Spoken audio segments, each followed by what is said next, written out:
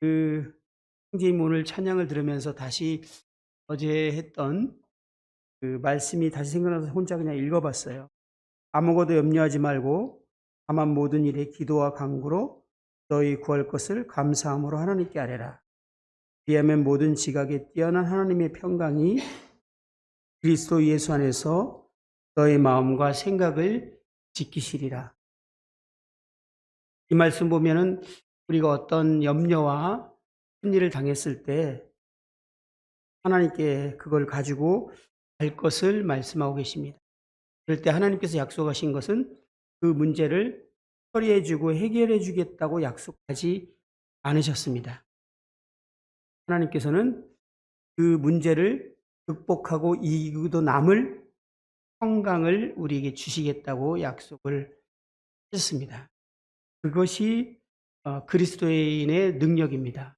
오늘날 우리 모임에서조차 이제 기도하면 주님이 응답하시고 그 응답해서 문제가 해결된 것으로 자꾸 이제 간증하는 문화나 또 우리 신앙생활이 그럴 것 같은 그러한 영역들이 알게 모르게 많이 우리에게 들어와 있는데, 사실 그리스도인의 진정한 능력은 기도로 상황을 조종하는 것이 아니라 상황을 극복하고 이기도 남는 평강이 우리 마음 가운데 주어지는 것이고, 이제 환경은 바뀌거나 상황은 바뀌지 않았는데 그 상황이 우리에게 문제가 되지 않는, 이것이 진정한 그리스도인의 아 능력입니다. 사도 바울은 이런 능력을 가졌기 때문에 내가 궁핍함으로 말하는 것이 아니라 어떤 형편든지 나는 자족하기를 배웠노니 나는 비천에 처할 줄도 알고 풍부에 처할 줄도 알아 모든 일 곧 배고픔 배부름과 배고픔과 풍부와 궁핍에도 처할 줄 아는 일체의 비결을 배웠노라. 사도 바울은 모든 상황 가운데서 그것을 이기고 극복하고 남는 그리스도의 평강을 맛본 사람이고, 그것을 통해서 모든 일체의 비결을 배운 사람 같습니다.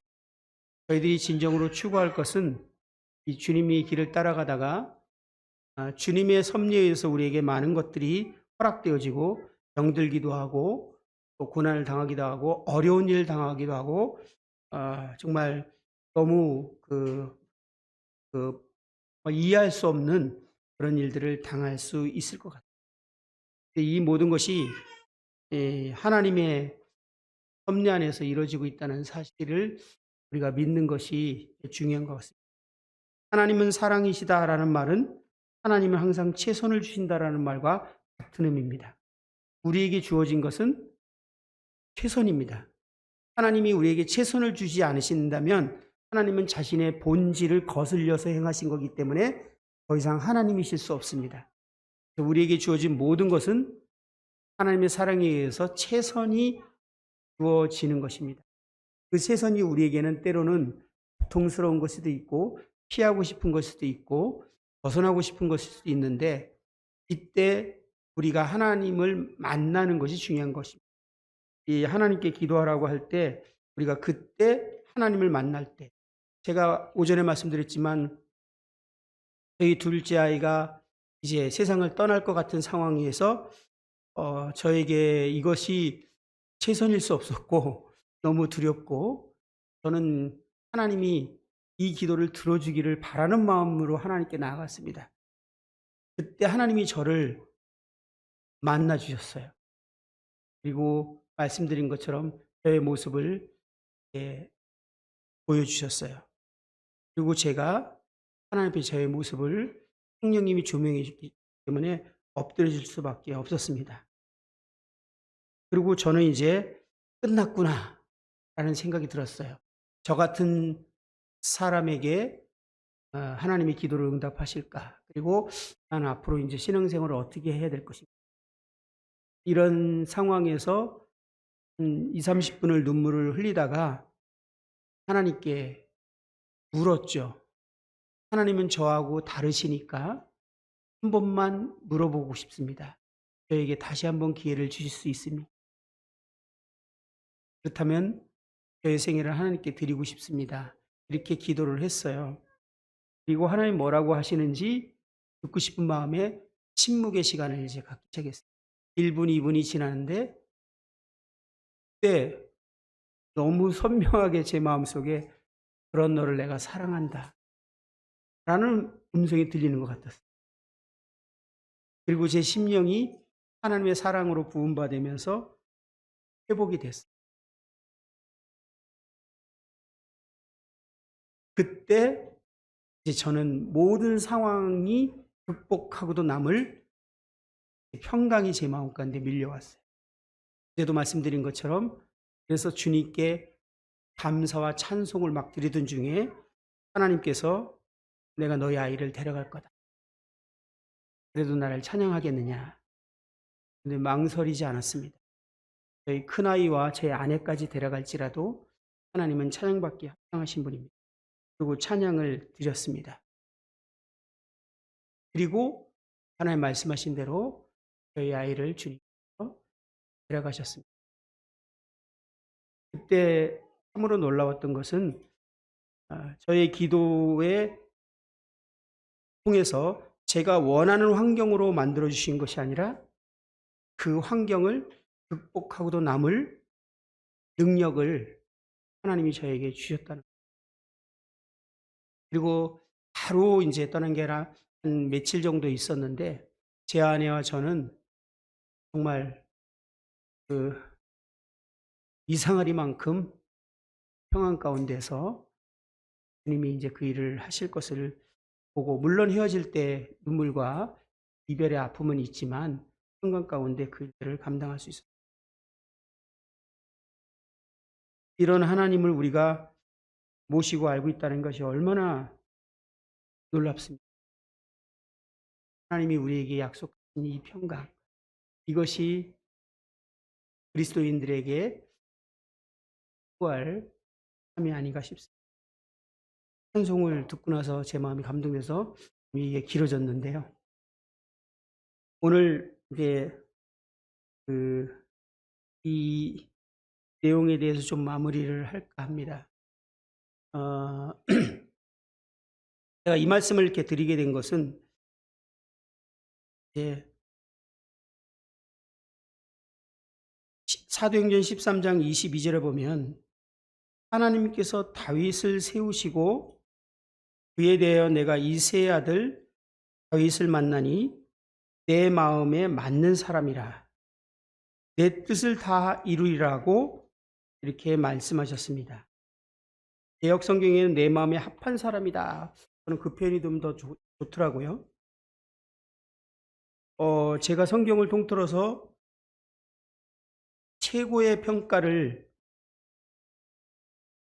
받지 않았나. 하나님 내 마음에 딱 맞는 사람이다. 내 뜻을 이루겠다.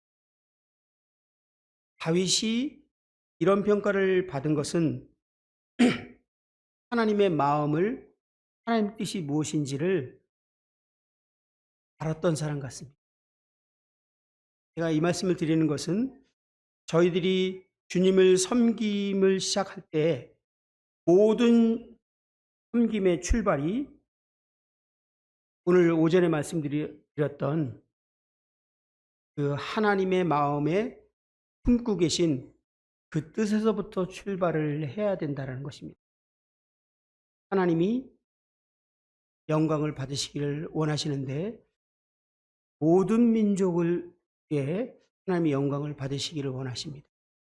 마땅히 우리는 하나님께 영광을 돌려드릴 뿐만 아니라 우리뿐만 아니라 온 세상의 모든 사람이 하나님을 마땅히 알고 그분께 영광이 돌려드리기를 원하는 간절한 마음이 우리의 마음에 먼저 자리를 잡아야 합니다.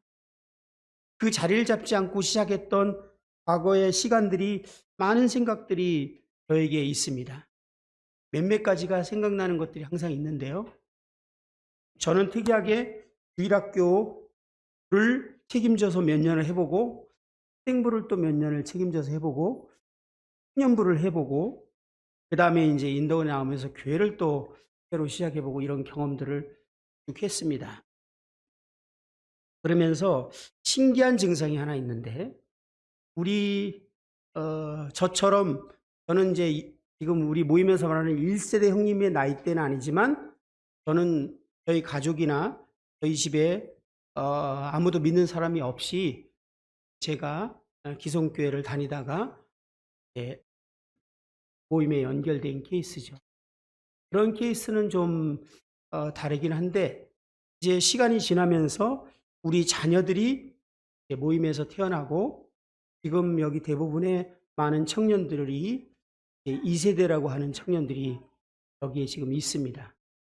이 청년들이 대부분 또 이제 주일학교 학생들을 아까도 조금 전에 한 자매하고 계셨는데 우리 대전교회 학생들에 대해서 사랑한 마음이 있는 게 전달돼서 너무 흐뭇했어요.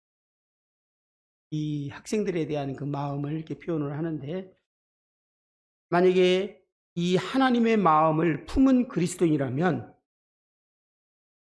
이제 내가 하나님께 마땅히 예배드릴 뿐만 아니라 모든 민족이 하나님께 예배하고 그분을 높여드리고 그분을 경배하기 위해서 이제 그 일에 대한 소원과 열망과 갈증을 느끼기 시작해야 됩니다. 그랬을 때 제일 먼저 필요한 게 무엇일까요?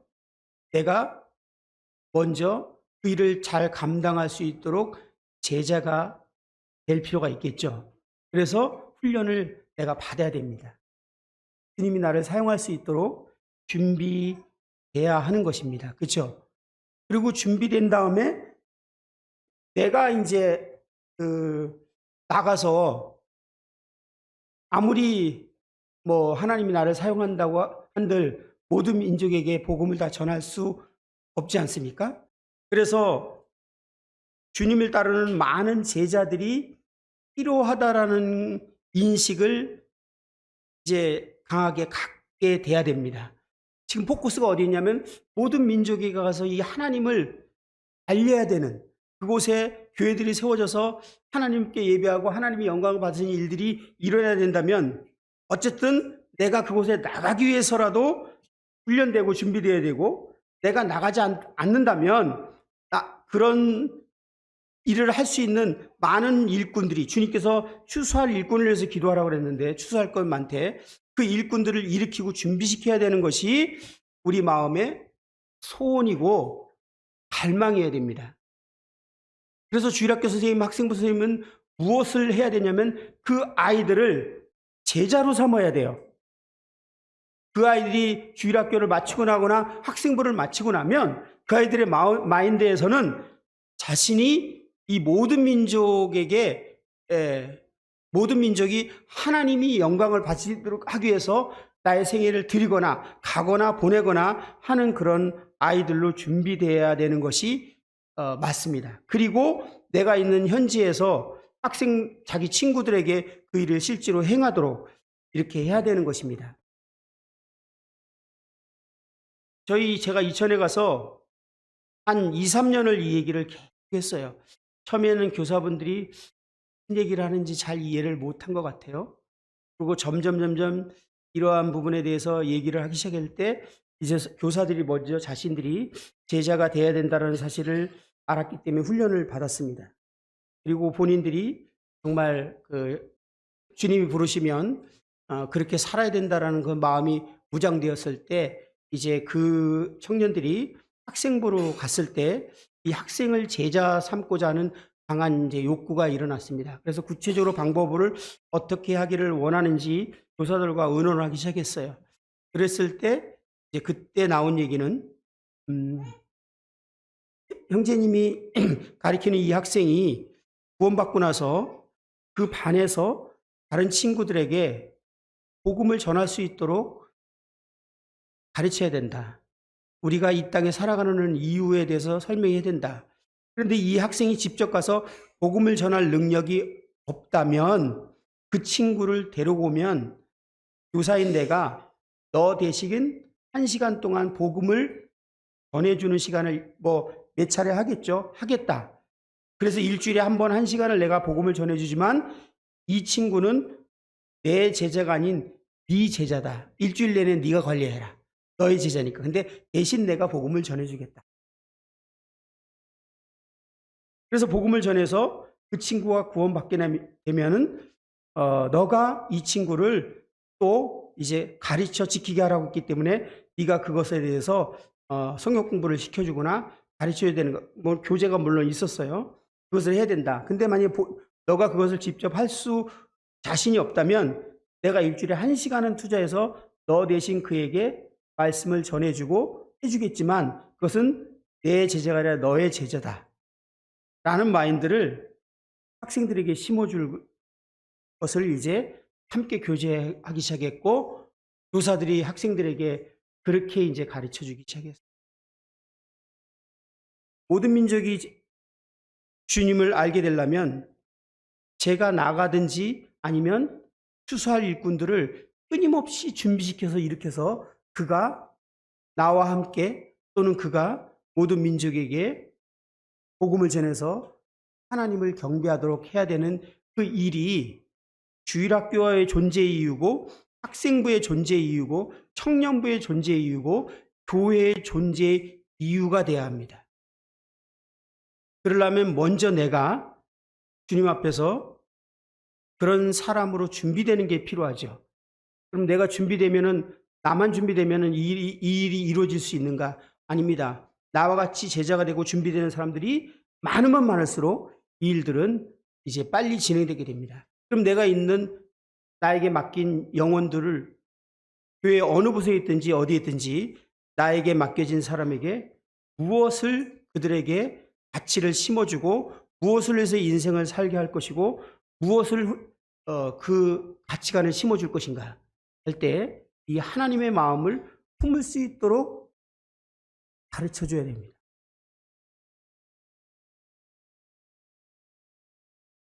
저에게 이제 하나님이 한번 충격을 주셨는데 90몇 년도 꽤 오래전인데 우리 한국에서 국제수양회가 한 적이 있어요. 원주에서. 제가 국제수양회 한국에서 하니까 처음으로 참석했거든요.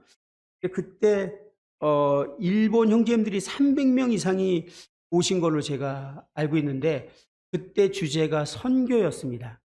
일본 형제님들이 300명 이상이 왔다는 것은 한국 형제님들이 3,000명 이상 간 거나 마찬가지죠. 일본에서는 100명이면 그냥 대형교회입니다. 150명이면 초대형 교회라 그래요. 50명 이상만 돼도 큰 교회로 그 당시에 여길 때고, 한 영혼이 교회에서 구원받을 때 보통 2, 3년 이상 걸려서 영혼 하나가 구원받고 1년에 1명 정도 구원받으면 엄청나게 부흥하는 교회로 제가 얘기를 들었습니다. 그리고 일본의 그런 애나 가치나 이런 여러 가지들이 이제 생각하고 하면서 그 얘기를 쭉 듣고 있는데 그때 제 마음에 알 수 없는 묘한 감정이 이제 막 들어오기 시작했어요. 일본 형제님의 간증을 쭉 듣고 있는데 그러면서 제가 무슨 생각이 들냐면 이거는 불공평하다. 뭔가 이게 견딜 수 없는 마음이 막 드는데 이건 진짜 불공평하다. 왜 불공평하냐면 일본의 모임에서 한 영혼을 얻기 위해서 2년, 3년을 투자하면서 엄청난 비용과 엄청난 투자해서 영혼을 얻고 있는데 그 2, 3년의 비용과 시간을 지금 그 당시에 내가 네팔도 생각하고 막 여기저기 생각했어요. 가서 그렇게 투자한다면 최소한 수십 명의 영혼을 얻을 것 같은데 이건 정말 하나님 편의 관점에 볼 때 너무나 불공평하다. 그런데 그때 불공평하다는 정도 생각이 아니라 하나님의 마음이 저에게 전달됐는지 막 그게 견딜 수가 없더라고요. 근데 한국도 점점 이제 영혼들이 얻기 어렵고 한 영혼을 얻기 위해서는 너무나 많은 투자를 해야 되는 그런 시절로 가고 있었어요. 지금이 이제 그렇게 됐죠. 준비된 영혼을 찾기가 어렵습니다. 근데 우리가 한 영혼을 얻기 위해서 우리 형제자매들이 투자하고 쓰는 시간과 물질과 에너지가 얼마나 커야 됩니까? 그렇죠. 그 에너지와 물질과 기도와 그것을 만약에 지금 선주에서 쓴다면 어떤 일이 벌어질까요? 하나님 편에서 영혼은 다 똑같은데 그 당시에 일본 형제님들이 그 이제 모임을 참석한 이유가 한국 모임보다 일본이 역사가 2배인데 그 당시에 20여 명 정도가 가까이 선교사가 이미 파송된 상황이 되었고 일본은 단 한 명의 선교사도 없었어요, 그 당시에. 그래서 한국은 도대체 어떻게 이런 짧은 역사에 많은 선교사를 보낼 수 있는지 그게 궁금하고 그게 듣고 싶어서 많은 분들이 오셨다고 하더라고요. 그러면 그들이 복음을 전하는데 노력을 안 하느냐? 아니요, 그렇지 않아요. 끊임없이 영혼들을 위해서 복음을 전하려고 애를 쓰고 기도하고 물질을 씁니다. 그리고 2년, 3년, 수년을 투자해서 한 영혼을 얻습니다. 너무나 불공평하지 않습니까? 나는 그때 막 희한한 감정을 하나님이 주셨어요. 이건 너무나 불공평하다. 이 똑같은 물질과 에너지를 지금 하나님이 일하시는 영혼들을 위해서 쓰게 되면 수많은 영혼들이 돌아올 텐데 우리는 정말 물을 너무 많이 줘서 화초가 썩는 것처럼 계속 되어지지 않는 영혼들에게 많은 것을 투자하고 있지 않는가. 이런 생각을 하나님이 하게 하면서 왜 이런 상황이 되었을까. 그래서 하나님께 막 기도하고 하나님께 이제 교회와 하나님 마음을 구했을 때 하나님께서 저에게 이러한 모습들을 쭉 말씀을 주면서 저의 교회와 저의 모습을 조명해 주셨습니다. 진짜 우리가 하나님의 마음을 품지 못하고 있구나. 너무나 내부지향적으로 우리는 선교사를 보내고 우리 교회는 선교사도 있어. 우리 교회는 되게 자랑스럽죠? 후원하고 있어. 우리 교회는. 근데 그 모든 활동에 뿌리에 들어가 보면 우리 교회가 그런 활동을 하고 있는 것이지 하나님의 마음을 품고 그 일을 하고 있지 않다는 것이 너무나 명백하게 다 드러나기 시작했어요. 제가 우리 형제자매님들에게 마지막인 것 같으면서도 이 말씀을 드리게 되는 이유는 저희가 먼저 이 하나님의 마음을 품는 것이 얼마나 중요한지에 대해서 말씀을 드리고 싶어서 이렇게 두서없이 말씀드리는데 이게 전달이 되고 있는지는 모르겠어요. 먼저 우리가 하나님 마음을 품고 교회에서 어떤 섬김을 섬기더라도 그 마음을 품고 섬기는 것과 그렇지 않고 그냥 단순히 그 일을 하는 것과는 정말 너무나 다른 결과가 일어난다는 거예요.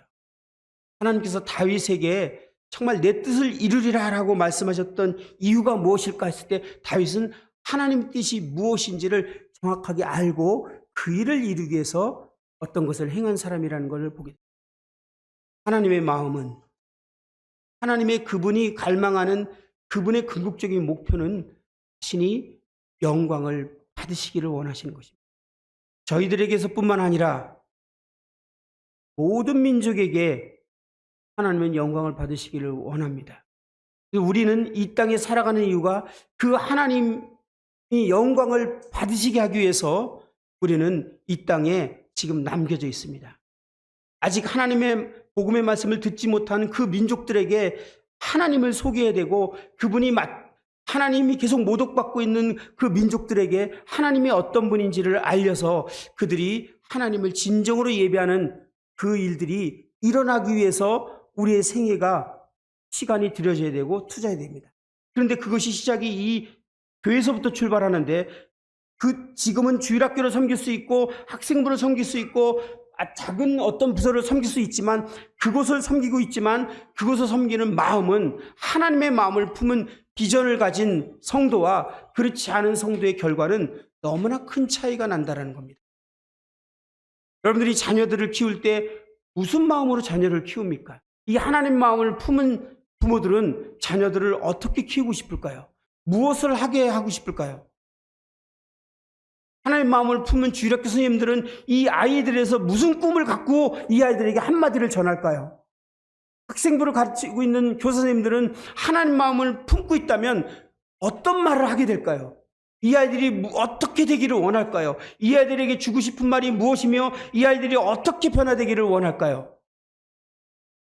이것이 하나님 마음을 품은 사람과 그렇지 않은 사람의 정말 큰 차이. 우리는 참으로 하나님 마음을 품은 자야 되고 하나님이 저와 여러분을 통해서 이 일을 이루시기를 원하신다는 겁니다. 그런데 마지막으로 말씀 한번 보면서 마무리할 건데요. 고린도서 1장 한번 말씀 보겠습니다. 1장 26절 말씀입니다. 형제들아 너희를 부르심을 보라. 육체를 따라 지혜로운 자가 많지 아니하며 능한 자가 많지 아니하며 문벌 좋은 자가 많지 아니하도다. 그러나 하나님께서 세상에 미련한 것들을 택하사 지혜 있는 자들을 부끄럽게 하시려고 하시고 세상에 약한 것들을 택하사 강한 것들을 부끄럽게 하려 하시며 하나님께서 세상에 천한 것들과 멸시받는 것들과 없는 것들을 택하사 있는 것들을 폐하려 하시나니 이는 아무 육체도 하나님 앞에 자랑하지 못하게 하려 하심이라. 너희는 하나님부터 나서 그리스도 예수 안에 있고 예수는 하나님부터 나와서 우리에게 지혜와 의로움과 거룩함과 구원함이 되셨으니 기록된 바 자랑하는 자는 주 안에서 자랑하라 함과 같게 하려 함이라. 하나님이 이 위대한 뜻을 저와 여러분을 통해서 이루시려고 계획을 하셨다는 사실입니다. 그래서 그런 뜻을 이루기 위해서 하나님께서 사람들을 택하시고 불러서 교회로 모아 두셨는데 그런 사람들이 능한 자나 물본 좋은 자가 아니라 미련한 것들과 약한 것들과 천한 것들과 멸시받는 것들과 없는 이런 사람들로 하나님이 이 뜻을 이루시기로 마음을 정하셨다라는 겁니다.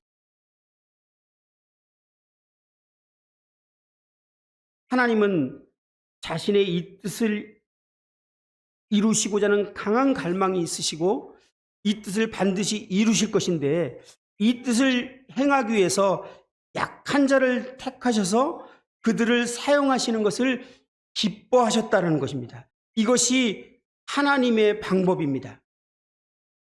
성경은 이러한 내용들로 가득 차 있습니다. 대표적인 예로 예수님의 제자들이 그렇습니다. 예수님께서는 이 세상을 이제 구속하셔서 하나님이 영광을 받으시도록 하기 위해서 십자가에 달리시는 것과 이 일을 이제 세상에 실질로 알리는 위대한 사명을 감당하기 위해서 제자들을 택하셨습니다. 근데 그 제자들의 모습이 참으로 별 볼 일 없는 너무나 나약한 자들이었다는 겁니다. 제가 어떤 자료를 보다가 저도 잘 몰랐었는데 그 당시에 랍비들은 제자들이 다 있었다고 해요. 그래서 제자들이 어떠하냐에 따라서 랍비의 명성도 딸려 있죠. 제가 음악하는 사람들한테는 그 얘기 들렸어요. 음악하는 교수가 제자가 누구냐에 따라서 그 교수의 명성도 좌지우지 되기 때문에 함부로 제자를 선택하지 않죠. 그 당시에 랍비들도 유명한 랍비들에게는 많은 학생들이 제자가 되기 위해서 줄을 섰습니다. 그런데 이 제자를 세울 당시에 예수님은 당시에 가장 인기가 많았던 상황이었습니다. 후반에 가서 예수님이 이제 이상한 말을 들었지 초반에는 예수님이 많은 사람들이 막 수만 명이 따라다니지 않았습니까? 그러면 거기에 예수님이 제자가 되려고 하는 수없이 많은 사람들이 거기에 있었습니다. 그래서 그 당시에 유명한 랍비의 제자가 되려면 시험을 쳐야 했는데 모세의 오경을 딸딸 외우는 건 기본이라고 합니다. 이스라엘 사람들은 5살쯤에 모세의 오경을 다 외우게 한다고 해요. 제대로 교육시키면. 그러니까 모세의 오경을 다 외우는 건 기본이고 성경에 대해서나 모든 면에서 아주 박식하고 탁월한 그런 사람들 중에서 이제 시험을 쳐서 제자를 선택을 해서 제자를 삼았습니다.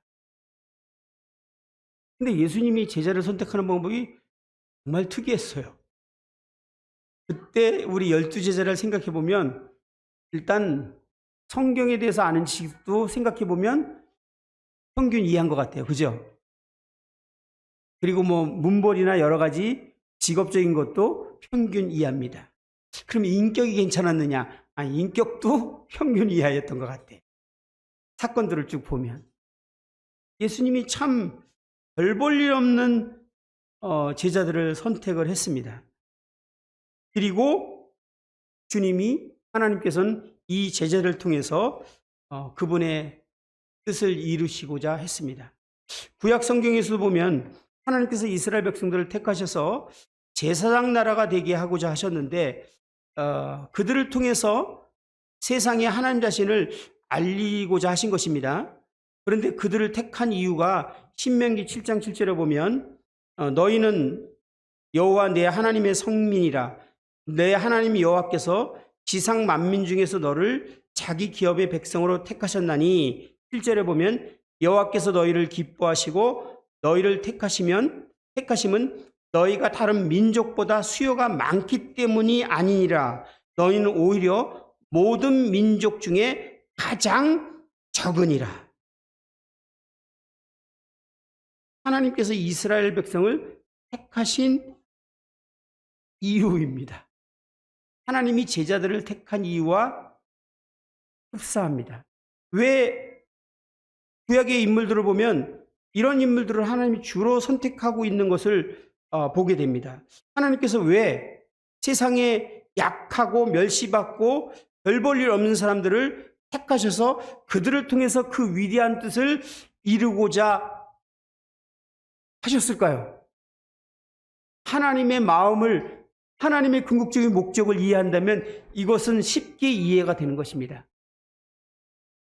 하나님은 자신이 영광을 받기를 원하십니다. 똑똑한 사람, 잘난 사람, 그런 사람을 선택해서 하나님이 그 일을 행하실 때는 하나님이 영광을 받으실 수 없습니다. 하나님은 철저히 내 영광을 다른 자에게 주지 아니하리라 하신 말씀을 철저히 지키고 계십니다. 그래서 정말 세상에 제일 별 볼 일 없고 제일 미약한 나라고 제일 별 볼 일 없고 능력이 없는 사람을 하나님은 택하셔서 그들을 통해서 하나님 뜻을 이루심으로 말미암아 하나님이 진정한 영광을 받으시기를 원하신다는 거예요. 그래서 제가 내동교회 형제자매님들은 에 대해서 잘 모르지만 분명히 성경을 근거해 보면 여러분들은 별 볼 일 없는 사람들입니다. 그렇죠? 맞습니까? 그렇지 않다면 성경 틀린 거예요. 네. 별 볼 일 없기 때문에 택함을 받으셨습니다.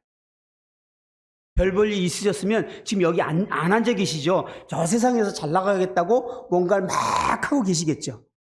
여러분들 이 세대들이 나는 막 구원에 대해서 헷갈리고 믿음이 뭔지 막 되게 혼란스러울 때 그런 얘기 종종 들어요. 차라리 내가 이 세대가 아니었으면 얼마나 좋았을까. 이 외부에서 구원받은 사람은 이 구원의 시점이 명쾌하잖아요. 근데 이 세대는 너 언제부터 믿었는지 그냥 은근슬쩍 믿은 것 같기도 하고 아닌 것 같기도 하고 그래서 자기가 그냥 우리 부모님이 믿지 않은 사람이라면 좋았겠다 이런 얘기를 제가 여러 번 들었어요. 근데 한 가지 분명히 말씀드릴게요. 여러분들이 이 세대에 여기 계신 분 중에 부모님이 믿는 사람이 아니라면 여기 계실 분 거의 없습니다. 왜? 세상에서 잘 나가보겠다고 지금 세상에서 막 달리고 있을 겁니다. 근데 우리 부모님 때문에 코 껴서 여기 앉아서 이 말씀을 들으면서 결국 여러분들이 주님을 알게 된 거라는 걸 압니까? 그러니까 이여름이나 저나 우리 부모님이 안 믿는 그런 사람이 구원받은 사람 보면 저를 봐도 진짜 별 볼 일 없다는 말이 딱 맞습니다. 공부를 잘하기나 해. 세상에 뭐 뛰어난 게 있어. 잘생기기를 했어. 난 나름대로 잘생긴 줄 알았더니 아니더라고요. 우리 아내가 그 말하면 막 웃어요. 그리고 하여튼 뭐 내세울 게 없어요. 그러니까 저에게 주님이 필요했고 주님이 그런 저에게 찾아오셨습니다. 그런 사람들이 모여있는 곳이 교회입니다. 성격 특이하고 인격적으로 평균 이하고 세상의 ISS도 평균 이하고 모든 것들이 부족하기 때문에 하나님이 우리를 선택하셨어요. 근데 부족한 사람들이 모였는데 이렇게 요구가 많아요.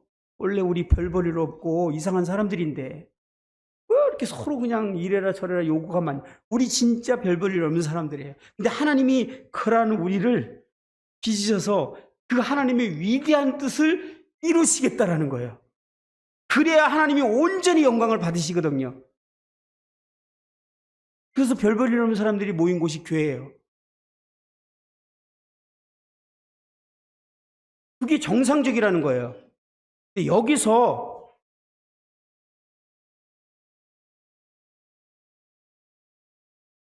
가끔 바울처럼 탁월한 사람이 이 성경에 보면 100%라고 말하진 않았어요. 많지 않다 그러면 가끔 문벌도 좋고 똑똑한 사람이 있긴 한 것 같아요.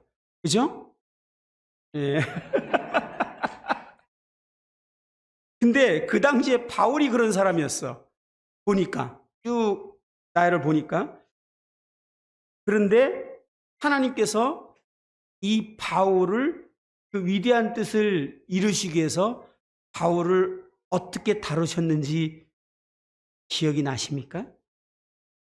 얼마나 간호를 받고 또 사람을 받았는지 고린도후서 12장 8절에는 이것이 내게서 떠나가기 위해 내가 3번 주께 간구하였더니 나에게 이르시기를 내 은혜가 내게 족하도다. 이는 내 능력이 약한 데서 온전하여짐이라 하신지라. 그러므로 도리어 크게 기뻐함으로 나의 여러 약한 것들에 대하여 자랑하리니 이는 그리스도의 능력이 내게 머물게 하려 함이라. 그러므로 내가 그리스도를 위하여 약한 것들과 능력과 궁핍과 박해와 공고를 기뻐하노니 이는 내가 약할 그때에 강함이라. 하나님은 바울을 사용하시기 원했지만 너무 잘났어요. 너무 아는 것이 많고 능력도 많았어요. 그냥 쓰실 수가 없으셨어요. 그래서 바울을 정말 아무것도 할 수 없는 바보로 만드시기로 작정을 하신 것 같아요. 그리고 빌립보서 3장 7절에 그러나 무엇이든지 내게 유익하던 것을 내가 그리스도로 하여 다 해로 여길 뿐더러. 성경에는 8절에는 배설물로 여겼다. 무식한 말로 똥으로 여겼다고 하잖아요. 그것을 다 그렇게 진심으로 마음으로부터 그렇게 될 때까지 하나님은 사도 바울을 다루셨어요. 저는 사도 바울이 복음을 많이 전했기 때문에 고난을 당하고 많은 핍박을 당했다고만 해석을 했어요. 그래서 나중에 성경을 보고 보니까 바울이 똑똑하고 잘나서 당한 고난이 나게 만들어요. 어떤 상황이 딱 듣지면 바울은 계산이 찌직 나오는 사람이에요. 그러니까 그것을 처음에 해. 그런데 하나님이 그래? 그럼 더 센 거죠. 그리고 또 계산이 딱 나와. 근데 이제 한계가 오는 거죠. 더 이상 자기 머리를 돌려서는 해결할 수 없는 데까지 하나님이 계속 다루어요. 그래서 고린도서 1장 8절에 보면 내가 아시아에서 당한 환난을 너희가 잊게 하노니 살 소망이 끊어지고 이렇게 말해요. 그러면 이어지는 결론이 뭐예요? 자기를 의뢰하지 않고 하나님만 의뢰하기 위해서 그렇게 하셨다. 바울이 죽을 것 같은 위기에서 머리를 돌려서 그 상황을 피했어요. 근데 하나님이 더 세게 죽을 것 같은 상황이 오게 합니다. 그것을 또 어떻게 해서 피해냈어요? 근데 계속 닥쳐오는 일들이 도저히 내가 감당할 수 없는 일이 오니까 나중에 바울이 나중에 딱 어떤 밀려오는 일을 이건 도저히 내가 어떻게 할 수 없는 거야. 그리고 이제 오는 날은 죽었구나. 그리고 손을 딱 들고 죽을 준비를 딱 했는데 죽을 줄 알았는데 살았어. 이게 무슨 일이지? 그렇게 살라고 받은 때는 계속 어려움이 오더니 죽으려고 마음을 먹었는데 하나님이 안 죽이시네? 왜 이런 일이 벌어지지? 라고 했을 때 바울이 깨달은 것은 자기를 의뢰하지 않고 하나님만 의뢰하는 사람으로 만들기 위해서 그렇게 하셨다는 거예요. 그런 면에서 우리들은 얼마나 좋은 조건을 가졌습니까? 기가 막힌 조건을 가졌잖아요. 그런데 우리의 문제가 뭡니까? 그러면 이 이론대로라면 하나님이 그 위대한 뜻을 저와 여러분을 통해서 놀랍게 사용하고 그 일들이 이루어져야 되는데 왜 그런 일이 안 벌어지고 있냐는 거예요.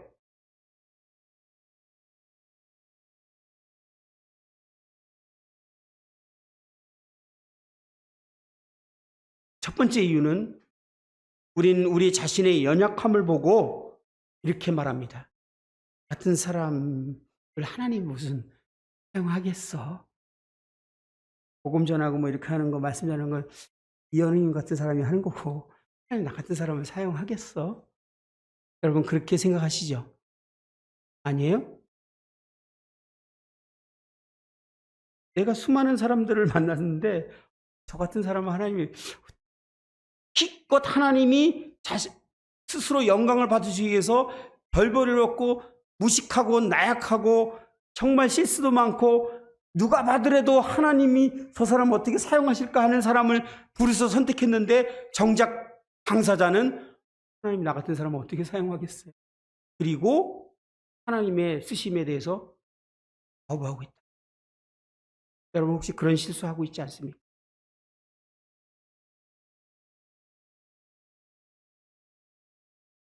이것은 우리의 자신의 능력을 의심했다기보다는 연약한 우리를 통해서 일하시고자 하는 전능하신 하나님의 능력을 의심한 것입니다.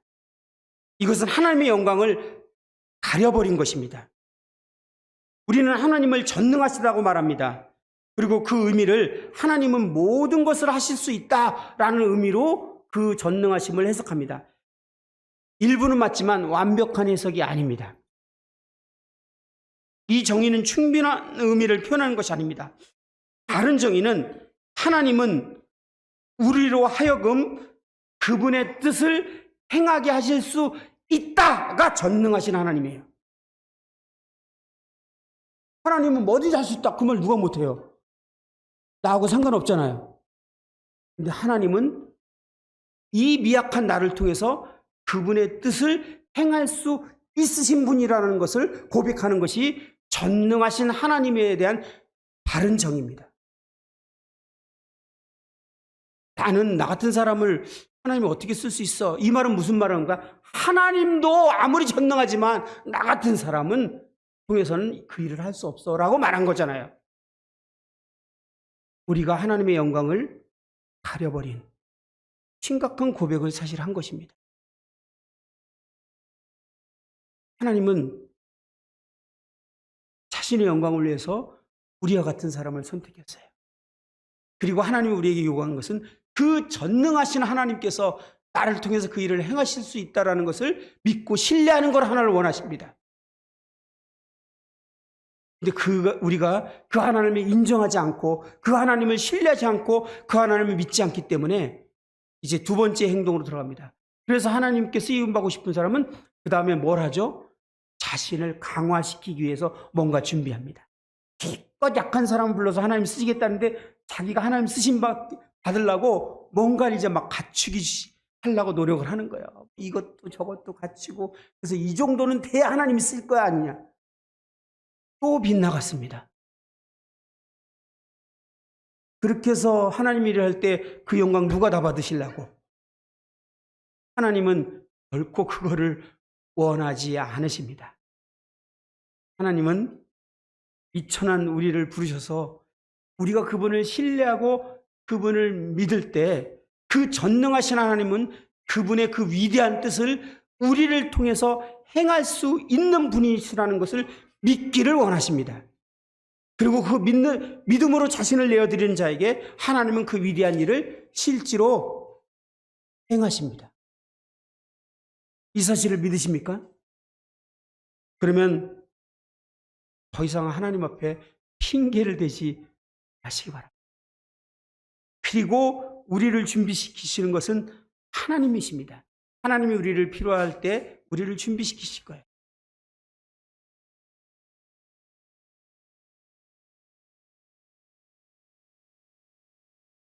제가 이제 어느 날 차를 타고 운전하기 위해서 기도하려고 이렇게 했는데 하나님께서 그때 저에게 마음을 보여주는 경험을 했습니다.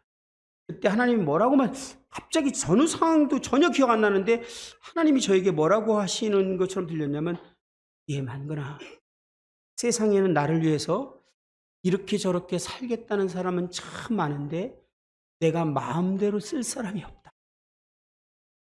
그러면서 하나님이 슬퍼하시는 그 마음을 저에게 딱 보여주는데, 제가 그 주님의 마음을 딱 아는 순간 견딜 수가 없더라고요. 그래서 제가 핸들을 잡고 막 울기 시작했어요. 하나님의 마음이 제 안에 전달되니까, 이 하나님의 그 아픈 마음이 저한테 전달되니까 어떻게 주체가 안 되는 거예요. 그래서 제가 막 울면서 그때 하나님 앞에 정신 나간 기도를 했어요. 처음 하나님의 마음을 봤을 때 우리는 동일한 반응을 할 겁니다. 그때 뭐라고 고백했냐면, 하나님, 제가 그런 사람이 되고 싶습니다. 저를 그렇게 준비시켜 주십시오. 근데 그 말을 딱 하는데 으깬 감자가 딱 생각났어요. 나는 지금 감자 같은데, 요리사가 요리를 하려면 그 딱딱한 감자로 아무 요리도 못하죠. 그거를 푹 쪄서 갈아서 적게 만들면 샌드위치도 넣고 뭐 다양한 요리를 쓰잖아요. 그러니까 주님이 저를 그 으깬 감자처럼 으깨서 마음대로 편하게 쓸 수 있도록 나를 그렇게 준비시켜야 된다라는 게 탁 떠오르는 순간, 내가 얼마나 많은 과정에서 그런 깨어지는 시간들이 필요한가를 생각을 딱 하는 순간, 제가 그때 뭐라고 기도를 했냐면 너무 생생하게 기억해요. 하나님이 저를 쓰시기 위해서 준비할 때 제가 아프거나 고통스러워서 하나님한테 소리 지르거나 울면은 그것은 제 본심이 아닙니다. 지금이 제 본심이에요.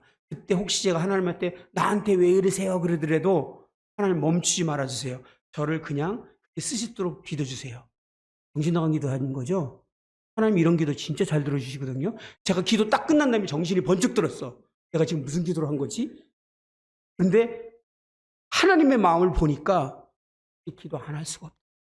이사야가 하나님의 마음을 봤을 때 저를 보내소서 그랬잖아. 내가 누구를 보낼까? 하나님의 마음을 보였을 때 저를 보내십시오라고 말한 것처럼, 우리가 하나님의 마음을 봤을 때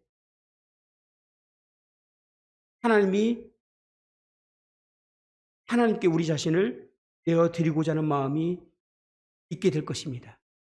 그리고 하나님께서 우리 정말 별볼일 없고 문제 많은 우리를 하나님의 쓰시기에 맞는 그릇으로 만들어 가시며 하나님이 그 일을 행하실 거라는 것을 우리는 성경을 통해서 알 수 있습니다. 나는 우리 내동교회 형제자매님들이 이제는 이 모든 교회 성도들이 이 하나님의 마음을 품는 성도가 되기를 원하고, 우리가 미약하고 천하고 미련하고 약한 자들이지만 하나님께서 그렇기 때문에 우리를 선택했다는 사실을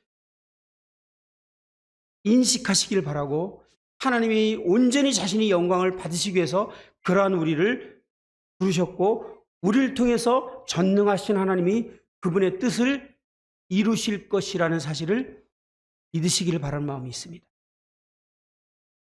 그리고 하나님께 온전히 우리 자신을 내어드릴 때 하나님께서 그 일을 행하실 것입니다. 하나님은 전능하신 분이십니다. 그래서 우리를 통해서 그 뜻을 이루실 것입니다. 그 놀라운 일들을 경험하는, 맛보는 그런 성도님들, 내동교회가 되기를 바라는 마음으로 이 말씀을 드렸습니다. 3시간 동안 저의 두서없는 얘기를 들어줘서 너무 감사하고, 어제는 너무 늦게 끝났죠. 너무 늦게 끝나서 또 죄송하고, 그런 말씀을 들어줘서 너무 감사합니다. 저에게는 이렇게 이 강단에 섰을 때가 제일 힘이 나고 제일 멀쩡할 때인 것 같아요, 보면. 그래서 또 오늘 하루도, 어제 사실 새벽 4시 넘도록 잠이 안 와서 잠을 못 잤습니다. 제 아내는 저를 걱정하지만 제가 지금 여기 서 있을 동안에는 제가 잠을 못 잔 사람인지 아픈 사람인지 다 잃어버립니다. 그것은 하나님이 그 일을 하시기 때문에 그렇다라고 생각이 들어요. 우리가 하나님께 우리 자신을 온전히 내어드릴 때 하나님께서 우리를 통해서 그분의 뜻을 이루실 것을 믿게 되며 예동교회의 그러한 놀라운 하나님이 역사하시는 소식들이 서울에까지 들려오기를 바라는 마음으로 말씀드려서 참 감사드립니다.